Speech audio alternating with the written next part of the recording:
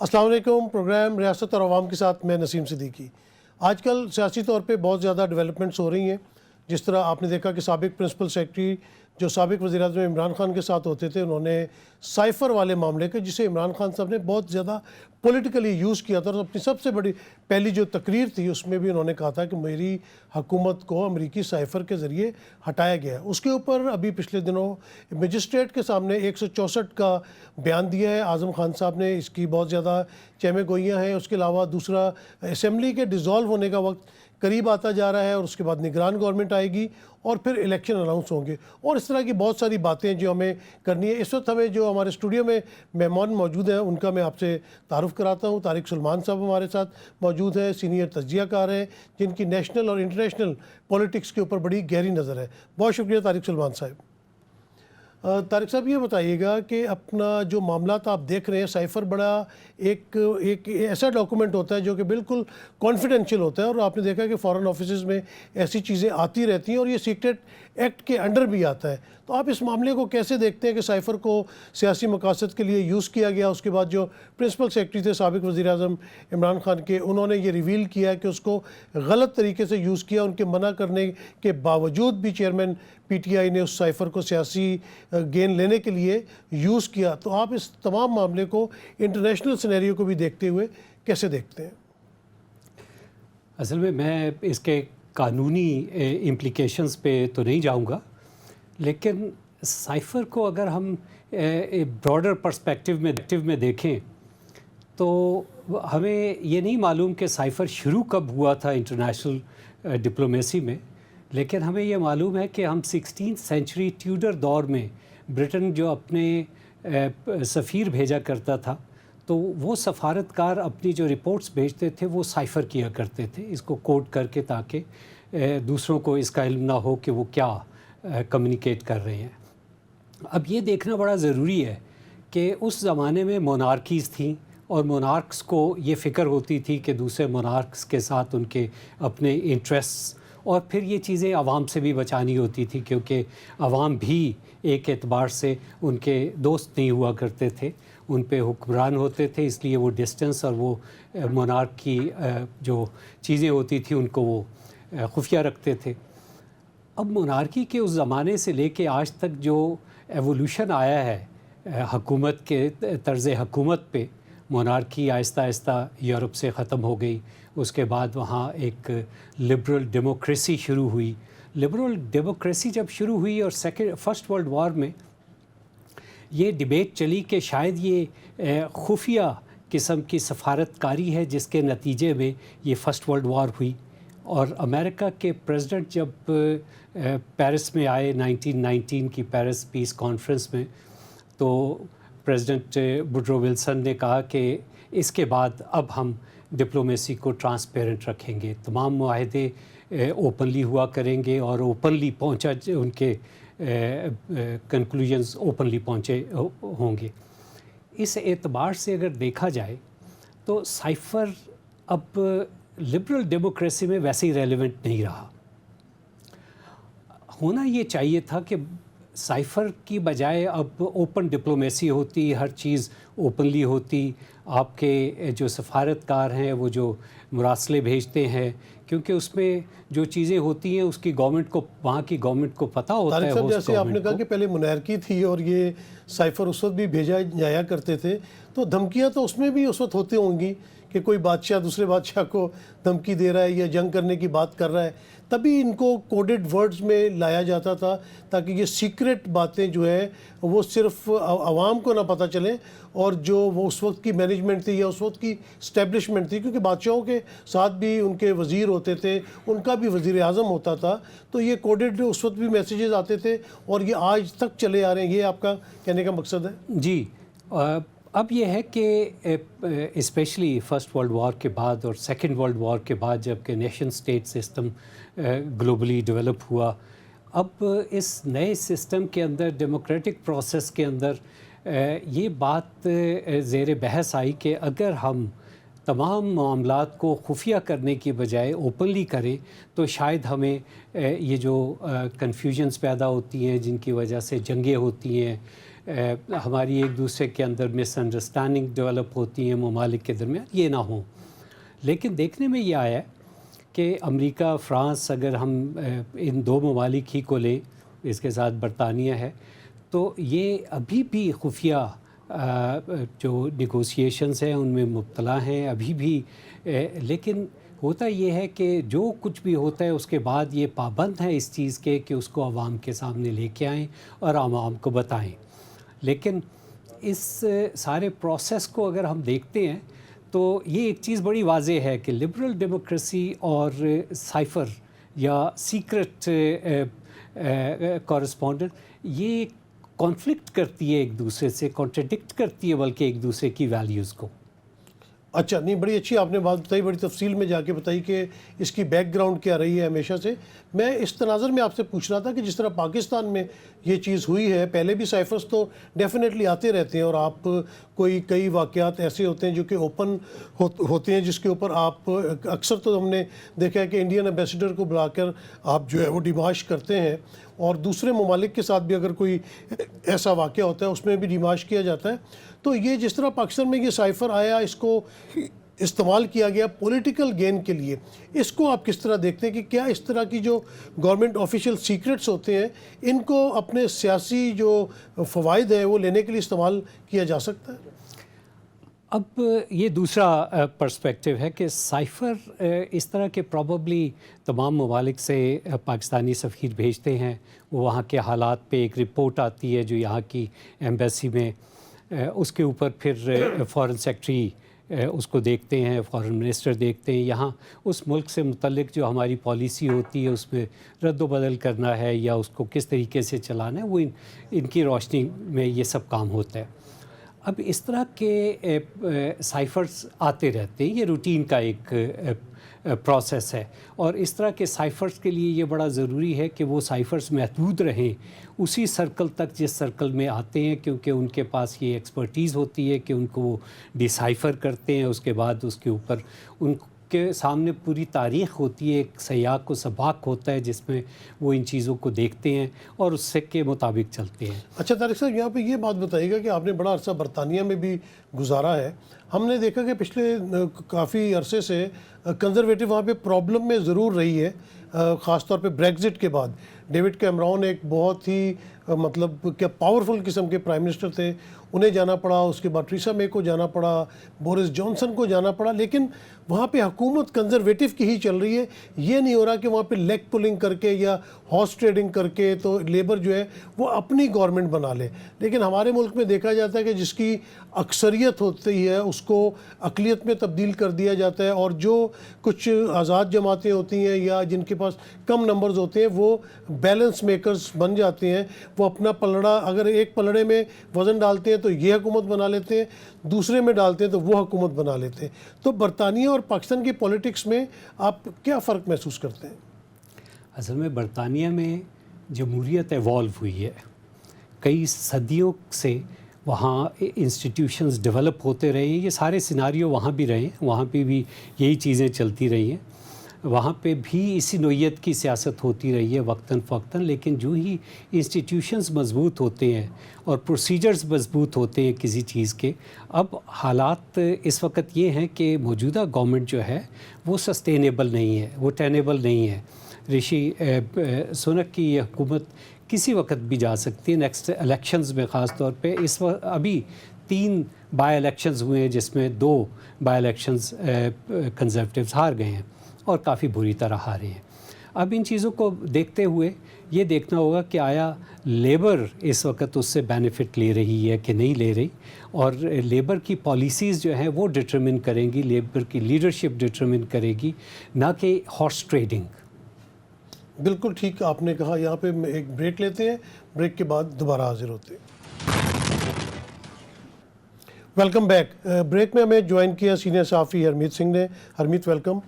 ہرمیت، ہم گفتگو اس وقت جو بیٹھے ہوئے یہاں پہ کر رہے تھے، موجودہ جو سیاسی صورتحال پاکستان میں چل رہی ہے اس میں سائفر کا معاملہ بھی ہے، نگران گورنمنٹ بھی آنے والی ہے. آپ ان تمام معاملات کو کس طرح دیکھ رہے ہیں؟ نسیم صدیقی صاحب، ہمارے ہاں اگر ہم دیکھیں جیسی نئی صبح آتی ہے لمحہ و لمحہ سیاسی معاملات جو ہیں وہ بدلتے رہتے ہیں. اگر ہم بات کریں سائفر کا معاملہ اچانک جیسے اٹھا، اس سے پہلے 9 مئی کے واقعات کے حوالے سے جو چیزیں آ رہی تھی خبریں، لیکن اچانک سائفر کا آنا اور پھر ہم نے یہ دیکھا کہ اعظم خان کا منظر عام پر آنا، تو یہ بھی ایک بہت بڑا تہلکہ مچا ہوا ہے اس وقت. لیکن اگر ہم الیکشن کی بات کریں، الیکشن اس وقت ایک طرف تو ہم تینوں بڑی پارٹیاں جو اس وقت حکومت میں ہیں ان کے ہاں بڑا اختلاف پایا جا رہا ہے، اور وہ اختلاف آپ کو بظاہر نظر آ رہا ہے کہ ایک طرف تو ہم خیبر پختونخوا کی بات کریں جہاں پہ اچانک جو ہے تحریک انصاف پارلیمنٹیرین کا آنا، اور پھر ہم یہ دیکھ رہے ہیں کہ پنجاب میں ساتھ ہی تو فلاپ بھی ہو گیا. سر فلاپ تو ہے، لیکن کہیں نہ کہیں مولانا فضل الرحمان صاحب اس بات پہ بھی نالا نظر آتے ہیں. وجہ یہی ہے کہ اس کو خالی جگہ گراؤنڈ چاہیے تھا، اور گراؤنڈ میں اچانک ایک اور کھلاڑی کا آ جانا یقیناً وہ سمجھ رہے تھے کہ میدان خالی ہو گیا، میدان خالی ہے لیکن اور میدان میں دوسرے کھلاڑی اتار دیے ہیں. تو یہ ایک بہت بڑا مسئلہ اس وقت چل رہا ہے، جس کی وجہ سے ہم کہیں نہ کہیں دیکھتے ہیں کہ مولانا صاحب جو ہیں اس بات پہ کافی نالا نظر آتے ہیں. اور اسی طرح اگر ہم پنجاب پہ جاتے ہیں، پنجاب میں اگر آپ دیکھیں تو کیونکہ ظاہری بات ہے سب کے لیے خالی میدان تھا. ساؤتھ پنجاب آپ کو پتہ ہے کہ پیپلز پارٹی کہیں نہ کہیں وہاں پہ اپنی جو گرفت ہے وہ مضبوط کرنے کی کوشش تو کر رہی ہے، لیکن نون لیگ کی خواہش تھی کہ پنجاب کا یہ گراؤنڈ کہیں نہ کہیں خالی ہوگا. پھر وہاں پہ بھی آپ نے دیکھا کہ ایک اور پارٹی کا آنا. تو اس وقت سچویشن جو ہے، اور دوسری بات آپ نے دیکھی ہوگی ماضی میں بھی بہت بڑے سیاستدان بڑی بڑی پارٹیاں ایک پیج کا دعویٰ کرتی رہی، اور اس ایک پیج کا پھٹنا جو ہے وہ بھی آپ کے سامنے کہ کسی بھی وقت بھی ہو سکتا ہے. تو اب جو الیکشن کا، اگر ہم الیکشن کی بات کریں، الیکشن کے حوالے سے جو باتیں گردش کر رہی ہیں، ایک طرف تو 90 ڈیز کی بات کی جاتی ہے، پھر 60 ڈیز کی بات کی جاتی ہے، لیکن الیکشن کمشنر یا الیکشن کمیشن کی میں اگر بات کروں تو اندر سے جو ذرائع ہیں وہ بھی ہمیں جو خبر ہمیں مل رہی ہے اس کے مطابق اندر کوئی ماحول ہے نہیں. تو جب ماحول نہیں ہے تو مایوسی کہیں نہ کہیں پارٹیوں میں بھی ہمیں دکھ رہی ہے کہ جتنی بھی سیاسی جماعتیں ہیں، کیونکہ اس وقت کوشش یہ کی جا رہی ہے، کہیں نہ کہیں خبریں یہ بھی آ رہی ہیں کہ اسٹیبلشمنٹ کی خواہش ہے کہ معاملہ جو ہے تھوڑا سا ڈیلے ہو، اور ڈیلے ہوگا تو پھر یہ خبریں بھی آ رہی ہیں. یہ بڑی عجیب سی بات لگتی ہے، مطلب ملک کو جو ہے وہ سیاستدانوں نے چلانا ہے یا اسٹیبلشمنٹ نے چلانا ہے. طارق صاحب یہ بتائیے گا کہ جس طرح انہوں نے کہا کہ الیکشن 60 دن میں ہوتے ہیں، الیکشن 90 دن میں ہوتے ہیں، مطلب یہ جو ایک چپل کش چل رہی ہے ہماری سیاسی جماعتوں کے اندر، یہ ان کی اپنی انا کی جنگ لگتی ہے جس میں عوام پستی چلی جا رہی ہے. یہ ہمیشہ سے اسی طرح ہی رہا ہے. جس طرح ابھی تذکرہ ہوا ہے کہ جس طریقے سے ہماری پولرائزیشن ہوئی ہے سوسائٹی کی اور پولیٹیکل پارٹیز کی، وہ ہمیں بڑی واضح طریقے سے نظر آ رہی ہے. لیکن دلچسپ چیز یہ ہے کہ اسٹیبلشمنٹ کا یہ کہنا کہ ہم نیوٹرل ہیں، اور ان کی نیوٹریلٹی ایک پارٹی بن چکی ہے اب اس ساری گیم کے اندر. اور جو پختونخوا میں ہو رہا ہے، جس طریقے سے پنجاب کے اندر مختلف پارٹیاں، مختلف پلیئرز جو ہے آپس میں سیٹ ایڈجسٹمنٹس کی باتیں کر رہی ہیں، جس طریقے سے نئے پلیئرز آ رہے ہیں، وہ سب چیزیں اس بات کو بتاتی ہیں کہ وہ جو ایک پیج کی بات ہوا کرتی تھی، وہ ایک پیج ابھی بھی وہیں پہ ہی ہے. لیکن امپورٹنٹ بات یہ ہے کہ جو خیبر پختونخوا اور پنجاب میں نگران حکومتیں آئی تھیں، ان کو وہ اپنا ٹینیور تو پورا کر چکی ہے. آئینی طور پہ تو 90 دن بعد الیکشن ہو جانا چاہیے تھا، لیکن اگر الیکشن نہیں ہوتا تو شاید آئین میں نہیں لکھا ہوا کہ اس کے بعد کیا ہوگا. تو اب میرے خیال سے نگران حکومتیں الیکشن کرانے کی بجائے ان کا فوکس جو ہے دوسرے معاملات کے اوپر لگ رہا ہے مجھے. سر خیبر پختونخوا کی پہلے اگر بات کی جائے، وہاں پہ جس قسم کے حالات ہیں، کیونکہ ایک گورنر خیبر پختونخوا پہ الزامات کی بھی بوچھاڑ ہے، بہت سارے الزامات بھی لگ رہے ہیں، لیکن دوسری جانب جو گراؤنڈ ریالٹی ہے، جو میں دیکھ کے آیا ہوں مختلف علاقوں میں، وہاں پہ ہم یہ دیکھ رہے ہیں کہ لوگوں کا موڈ تو ویسے بھی جو ہے وہ کہیں نہ کہیں غم و غصہ ہم اس میں دیکھ رہے ہیں. اس کی وجہ یہ ہے کہ ایک طرف تو مہنگائی ہے، پھر آپ یہ دیکھ رہے ہیں کہ کل جو بجلی کا بل ہے اس میں 15 روپے یعنی 35 روپے تو آلریڈی پاکستان ٹیلی ویژن کے ہم دے رہے ہیں. پھر اگر ریڈیو کی بات آ رہی تو اس میں 15 روپے اور ایڈ کر دیے ہیں. آپ ریڈیو پاکستان کی بات کریں تو آپ وہاں پہ جا کے دیکھیں کہ کام کیسے ہو رہا ہے. ایک بہت بڑی بلڈنگ جو کسی اور کام میں بھی استعمال ہو سکتی تھی، لیکن وہاں پہ آپ نے FM چلانا ہے. میں نے خود وہاں پہ کام کیا ہے تو وہاں پہ کیا انکم وہ چیز جنریٹ کر رہی ہے, یہ ساری چیزیں بھی دیکھنی ہوتی ہیں. ریڈیو تو ہم سنتے نہیں, ہم کس بات کے پیسے دیں, ہم دوسرا چینل بھی نہیں دیکھتے. مجھے یاد ہے کہ میں جب شو کرتا تھا تو مجھے سیاچین اور وہاں سے کوئی دور دراز علاقوں سے کالز آتی تھیں, باقی کوئی نہیں سنتا. لیکن آپ وہاں پہ جائیں گے تو وہاں پہ کام نہ ہونے کے برابر ہے. ایک تو آپ کو انکم وہاں سے نہیں ملے, لیکن یہ 15 روپے بھی عوام سے آپ نے نکالنے. ایک یہ غم غصہ ہے. دوسری بات, جو چیزیں آ رہی ہیں اور مسلسل آ رہی ہیں, ہم نے خیبر پختونخوا میں ایک چیز دیکھی ہے کہ وہاں وہ واحد صوبہ ہے کہ وہ کبھی دوسری پارٹی کو دوسرا چانس جو ہے, پہلا چانس دیا, دوسرے میں اگر وہ کامیاب, پہلے میں کامیاب نہیں, دوسرا چانس کبھی نہیں دیتے. وہاں پہ تیسرا چانس دے دے تو پھر تو ریڈ لائن والی بات آ گئی, امیدوں پہ پانی پھر جائے گا. بالکل ایسے ہی ہے. لیکن ابھی جب میں وہاں پہ گراؤنڈ پہ چیزیں دیکھ کے آیا ہوں تو ایک طرف تو لوگ مولانا صاحب سے بڑے نالاں ہیں, کیونکہ کھلے عام آپ نے اگر 16 گریڈ سے 17 گریڈ جانا ہے تو تھوڑی سی اماؤنٹ دے کے آپ آسانی سے جا سکتے ہیں. پھر ہم یہ دیکھ رہے ہیں کہ بہت سارے ایسے لائق افسران تھے کہ ان کے تبادلے کیے گئے ہیں. ہرمیت, اس کرپشن نے ہی تو پاکستان کو کھوکھلا کر دیا ہے, اور جب آپ جاتے ہیں عدالتوں میں بھی تو کوئی نتیجہ نہیں نکلتا. اربوں خربوں کی کرپشن ہوتی ہے, بالکل منی لانڈرنگ ہوتی ہے, لیکن معاف ہو جاتی ہے وہ اپنا. سر تو یہی بات میں گزارش کروں گا. اس سے قبل ایک ایم پی ہے, مائنورٹی سے تھا, تو میرا اس کے ساتھ بڑا اچھا تعلق ہے. پرسوں میری اس سے بات ہوئی تو اس نے مجھے کہا کہ جو سچویشن ہے اس وقت, جب میں پرویز خٹک صاحب کے ساتھ کال پہ تھا تب میرے گھر بھی حالات ٹھیک تھے, سب کچھ ٹھیک تھا, لیکن اچانک جب میں نے ان کی کال ڈراپ کر دی, اور کال ڈراپ کرنے کے بعد پھر یہی ہوا کہ رات کی تاریکی میں لوگ آئے, 40 بندے اور کلاشن کوفے لے کے آئے, اور خواتین کو بہراسا کیا گیا, اور ایک ان کے چھوٹے بھائی جو ہیں اس کو لے کے گئے.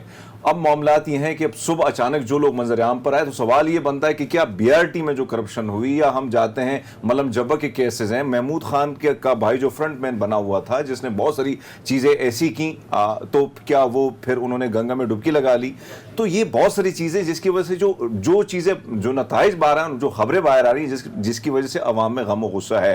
تو جو کوششیں کی جا رہی ہیں کہ ہم تحریک انصاف کو ایک سائیڈ لائن پہ کر کے ہم ان پارٹیوں کو سامنے لانے, کسی بھی پارٹی, سیاسی پارٹی کو سائیڈ لائن نہیں کرنا چاہیے.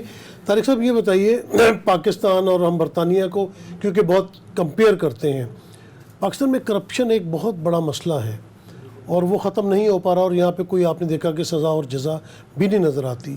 برطانیہ میں ہم دیکھتے ہیں کہ اگر وزیر اعظم کووڈ کے دوران اپنے گھر کے پارک میں تھوڑی سی ایک پارٹی کر لیتے ہیں, چھوٹا سا قانون بھی توڑتے ہیں, تو ان کو جانا پڑ جاتا ہے. کیا ایسی چیز پاکستان میں ہونی چاہیے جس سے کہ تمام معاملات جو ہے وہ بہتری کی طرف جائیں؟ جس طرح پہلے بات ہو رہی تھی کہ برطانیہ میں ہر چیز ایوالو ہوئی ہے, اور ایوالو ہونے کے پروسیس کے اندر وہ انسٹیٹیوشنلائز ہوئی ہے. اب پاکستان میں ایک پارٹی نے باقاعدہ کرپشن ہی کے نام پہ ایک ہوپ دے کے, ایک ان کا بہت ہی محدود قسم کا ایک مینیفیسٹو تھا جس میں انہوں نے بتایا کہ ہم کرپشن 90 دن میں ختم کر دیں گے. اب نظر آتا ہے کہ پاکستان میں کرپشن اتنی سرایت کر چکی ہے, ہر لیول پہ ہے کہ وہاں سے 90 دن نہیں 90 سال میں بھی شاید یہ ختم نہ ہو. اس کا پروسیس آپ 2-3 پارٹیز کے ہیڈ جو ہیں ان کو رول کر کے بھی آپ کرپشن نہیں ختم کر سکتے. کرپشن ختم کرنے کا واحد طریقہ یہ ہے کہ آپ انسٹیٹیوشنلائز کریں چیزوں کو اور سروسز کو پاسبل کریں. رول آف لا نہیں ہے, امپلیمنٹیشن نہیں ہے لاز کی. یہ بہت ہی ضروری ہے کہ آپ انسٹیٹیوشنلائزیشن شروع کریں کسی نہ کسی پروسیس سے, بجائے اس کے کہ آپ وکٹمائز کریں, پولیٹیکل وکٹمائزیشن شروع ہو. اور مطلب یہ ہوتا ہے نا کہ طارق صاحب اپنا عوام کو جو ہے وہ انہوں نے ٹرک کی بتی کے پیچھے گایا ہوتا ہے. جب اپوزیشن میں تھے شہباز شریف صاحب, پی ٹی آئی کی گورنمنٹ تھی, تو اربوں خربوں کی کرپشن کا الزام لگا, ثبوت بھی پیش کیے جاتے رہے, ان کے اولادوں کے اوپر بھی تھا, حمزہ شہباز پہ, سلمان شہباز پہ.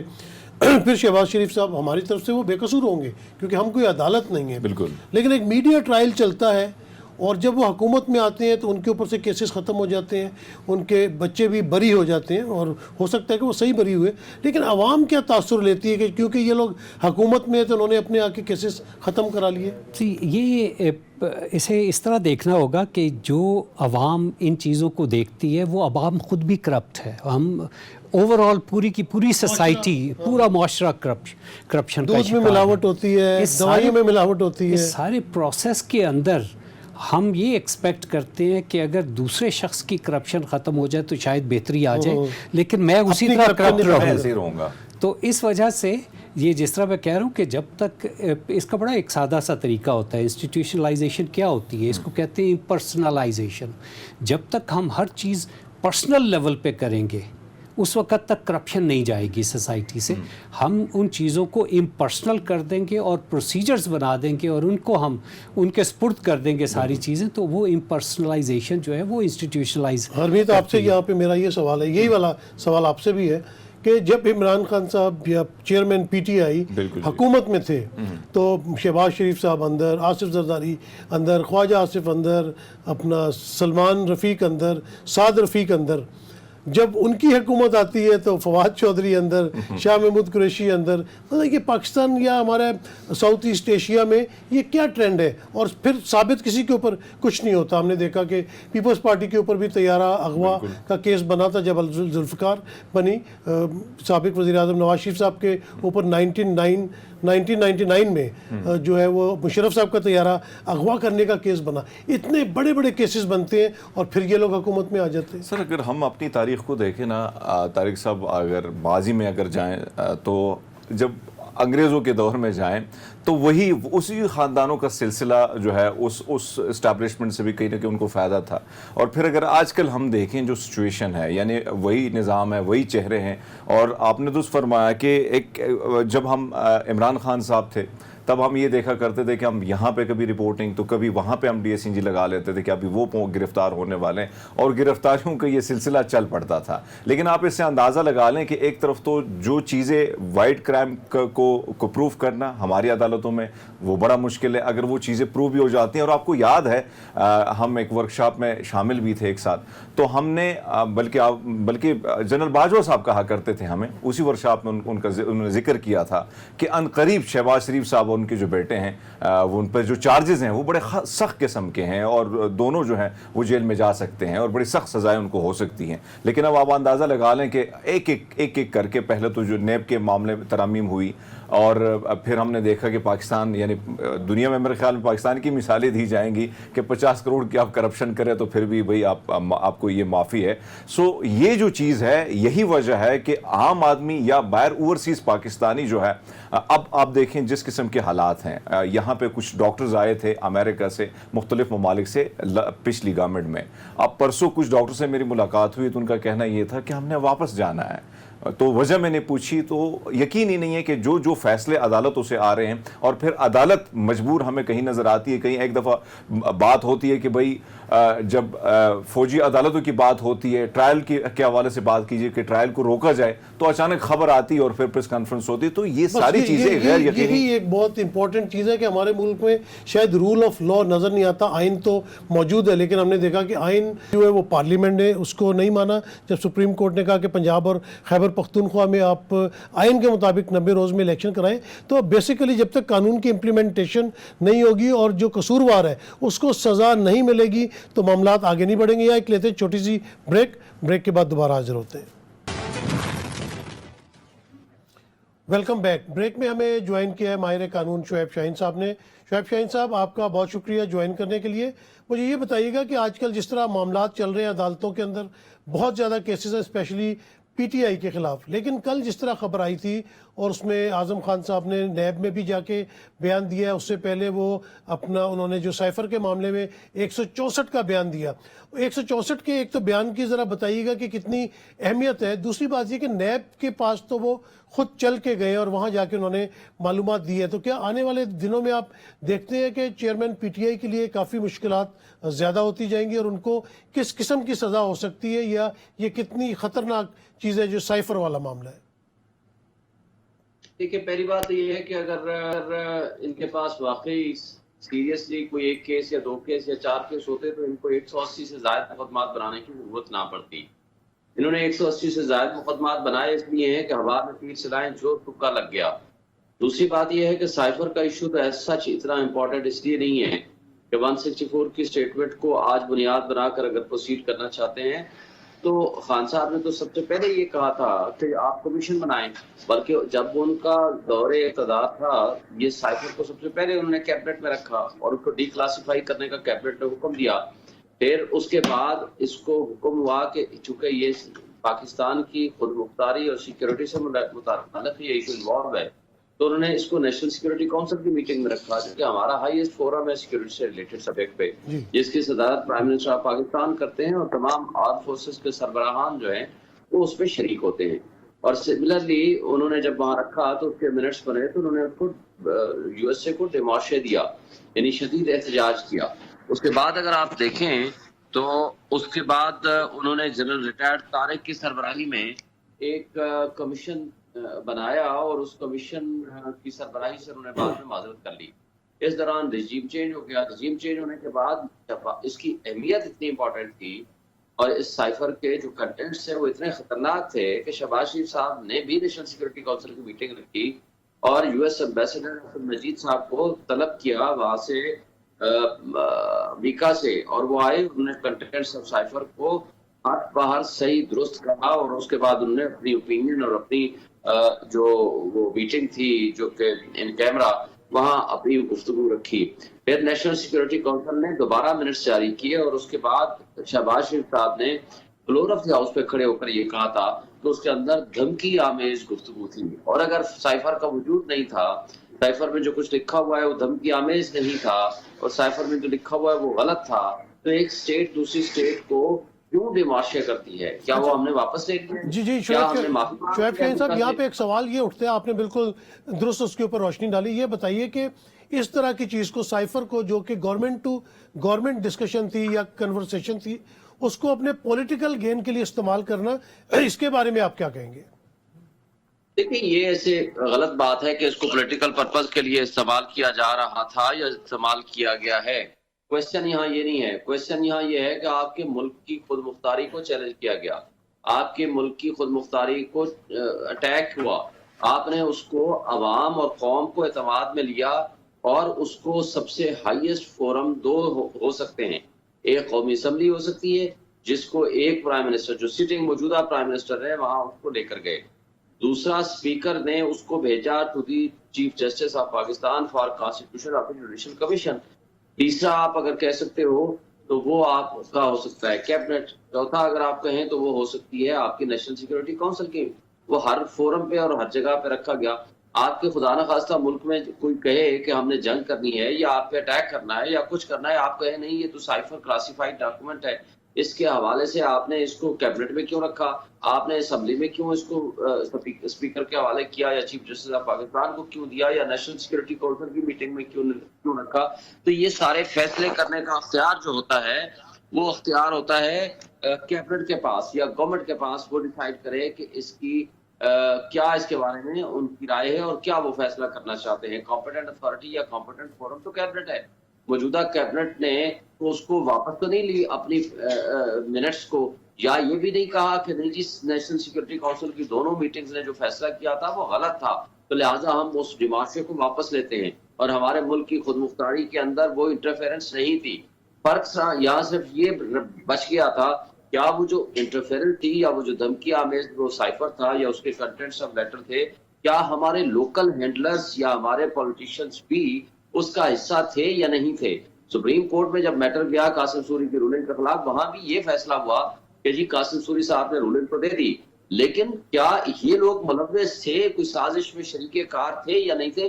اس کو تو نہ کسی کمیشن نے ڈیٹرمن کیا ہے، نہ آئیڈینٹیفائی کیا ہے، نہ اس کے اوپر فیصلہ ہے۔ شعیب شاہین صاحب، آپ نے کافی سوال اٹھا دیے، شعیب شاہین صاحب آپ نے کافی سوال اٹھا دیے۔ میں ہرمیت سے دو تین چیزیں پوچھتا ہوں، پھر میں واپس آ رہا ہوں آپ کی طرف۔ ہرمیت، آپ دیکھیں کہ جس طرح یہ بات ہو رہی، بات تو یہ کہ وزیر اعظم پاکستان کوئی بھی ہو، نواز شریف صاحب ہو، یوسف رضا گیلانی ہو، اگر ایک امبیسڈر اس طرح کی گفتگو کرتا ہے یا ان کو ہٹانے کی بات کرتا ہے، تو وہاں پہ آپ کیا سمجھتے ہیں کہ پوری قوم کو، پوری قومی اسمبلی کو اکٹھے نہیں ہو جانا چاہیے؟ بالکل آپ نے درست فرمایا، بلکہ شعیب شاہین صاحب نے جو بات کی، ہم اگر سائفر کے حوالے سے دیکھتے ہیں تو پہلے وزیر اعظم کے بعد دوسرے وزیر اعظم تک اور بہت ساری چیزیں جو ہیں وہ سریعام، بلکہ جو پریس ریلیز تھی اس میں بھی واضح طور پر جو چیزیں لکھی گئی تھی، یہ بات صرف ایک وزیر اعظم تک نہیں ہے بلکہ ملک کی سلامتی کے حوالے سے اور ملک کی خود مختاری کے حوالے سے بات ہے. تو میرے خیال میں کل سابق وزیر اعظم پہ یہ معاملہ اٹھا, اب آنے والے دور میں کسی اور پہ بھی اٹھ سکتا ہے, لیکن جب تک قوم متحد نہیں ہوگی, اور ہمارے جو پولیٹیشین ہیں, اور جس طرح طریقے جو بات آپ نے کی کہ پہلے اس کو جس طرح ایک سیاسی بیان کے طور پر پیش بھی کیا گیا, اب بھی ہم دیکھ رہے ہیں کہ بہت سارے لوگ, یعنی یہی حکومت جب یہ وجود میں آئی اور ہم نے یہ دیکھا, تو پھر ان کے بھی یہی بیانات تھے کہ سائفر کچھ بھی نہیں ہے, یہ ایک ایسا ایک ڈرامہ, اور اس کو ایک بیانیہ جو ہے بلڈ کیا گیا ایک فیک طریقے سے. لیکن پھر ہم نے دیکھا کہ جو مختلف بیانات آتے گئے, وزیر اعظم شہباز شریف صاحب نے فلور پہ بھی یہ بات کی کہ سائبر کی حقیقت ہے, جب سب یہ ماننے کو تیار ہے کہ حقیقت ہے. لیکن ارمیت بات یہاں پہ یہ ہو رہی ہے کہ ایک حقیقت تو ہے, لیکن اس سائفر کو سیاسی اپنی پولیٹیکل مائلیج لینے کے لیے جو استعمال کیا گیا وہ ایک غلط فیصلہ تھا. اس چیز کو عوام میں, پبلک میں نہیں لانا چاہیے تھا, کیونکہ یہ ایک پاکستان کا جو سیکیورٹی ایکٹ ہے اس کے تحت بھی اس طرح کی چیزیں جو ہے وہ آپ ریویل نہیں کر سکتے, کیونکہ جو بھی بڑی پوسٹ پہ ہوتے ہیں, پرائم منسٹر ہوتے ہیں, وہ اس بات کا حلف اٹھاتے ہیں کہ وہ کوئی بھی سیکیورٹی کا جو معاملہ ہوگا ان چیزوں کو منظر عام پر نہیں لے کے آئیں گے. میں یہاں پہ طارق صاحب آپ سے یہ سوال پوچھنا چاہوں گا کہ جس طرح برطانیہ میں رہتے ہوئے آپ ان چیزوں کو کیسے دیکھتے ہیں؟ یہ جو بات ہے کہ آپ اس طرح کا سائفر یا کسی بھی اتنی اہم چیز کو ان کیمرہ آپ کیبنٹ میں ڈسکس کر سکتے ہیں, نیشنل سیکیورٹی کونسل میں کر سکتے ہیں, ہر جگہ پہ کر سکتے ہیں, لیکن یہ پبلک ڈیبیٹ نہیں بن جاتی. اس کے اگر ہم اس حوالے سے بھی دیکھیں تو دو امپلیکیشنز ہیں جو درست نہیں ہیں. ایک امپلیکیشن تو یہ ہے کہ اگر ہر امبیسڈر جو کانفیڈنس میں ایک اس طرح کا سائفر لکھتا ہے, وہاں کی رپورٹ وہاں کی آپ کو بتاتا ہے گورنمنٹ کو, اگر اس کو یہ خوف ہو کہ اس کا یہ سائفر پبلک ہو جائے گا اور وہ ایک پبلک کی انٹیگریشن کا نشانہ بنے گا, تو میرا خیال ہے کہ ایک تو یہ آپ آفیشیل ڈیوٹی سے ہی روک رہے ہیں امبیسڈرز کو. کوئی امبیسڈر اس کے بعد شاید یہ چیز نہ لکھے. دوسری بات یہ ہے کہ public really is not a place جہاں پہ آپ اس چیز کو لے کے جائیں اور وہاں پہ ڈسکس کریں. آپ نے ان کیمرہ جتنی ڈسکشنز کرنی ہے وہ کریں, ڈیمارش کا فیصلہ کیا ہے وہ کریں, لیکن یہ ساری کی ساری چیزیں ان کیمرہ ہوتی ہیں, یہ خاموشی سے ہوتی ہیں, پبلک ڈیبیٹ یہ معاملات خاموشی سے ہونے چاہیے. شعیب شاہین صاحب, جس طرح اس کی امپلیکیشنز ہیں, بات تو ٹھیک ہے, اگر کوئی بھی ہم نے دیکھا ہے کہ جب بھارت میں کوئی واقعہ ہوتا ہے, مقبوضہ کشمیر میں کوئی واقعہ ہوتا ہے, تو ہائی کمشنر انڈیا کو بلا کے جو ہے ڈیمارش کیا جاتا ہے, اور بھی اس طرح بہت زیادہ ڈیمارش ہوتا ہوگا, لیکن ہمیں شاید ان پبلک کو ان چیزوں کا اتنا زیادہ نہیں پتہ ہوتا. لیکن یہ سائفر والے معاملے کو تو پوری دنیا کو پتہ چل گیا. تو جو میرے پارٹیسپینٹس ہیں ان کا بھی یہ کہنا ہے کہ بالکل غلط ایک چیز ہو سکتی ہے جو ایک مداخلت کے موقع پہ آتی ہے, لیکن اس کو اتنا پبلک نہیں کرنا چاہیے تھا. یہاں پہ قانونی جو ہے وہ آپ ہمیں تھوڑے سے نکات بتائیے کہ اس کو جو پبلک کرنے کے نقصانات ہیں وہ کیا ہو سکتے ہیں.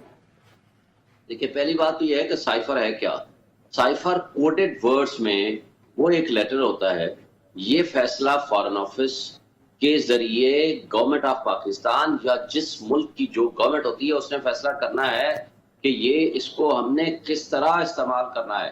کیا ہم نے اس کو صرف بند کر کے واپس رکھ دینا ہے, کیا اس کے اوپر ڈیمارشے کرنا ہے, کیا اس کو کیبنٹ میں لے کر آنا ہے اور اس کو سمجھنا ہے, کیا اس کو ہم نے نیشنل سیکورٹی کونسل میں رکھنا ہے, یا کیا اس کے اندر ہم نے ان کو اسی انداز میں جواب دینا ہے جس انداز میں انہوں نے ہمارے اوپر اٹیک کیا ہے یا جو الفاظ اور گفتگو استعمال کی ہے.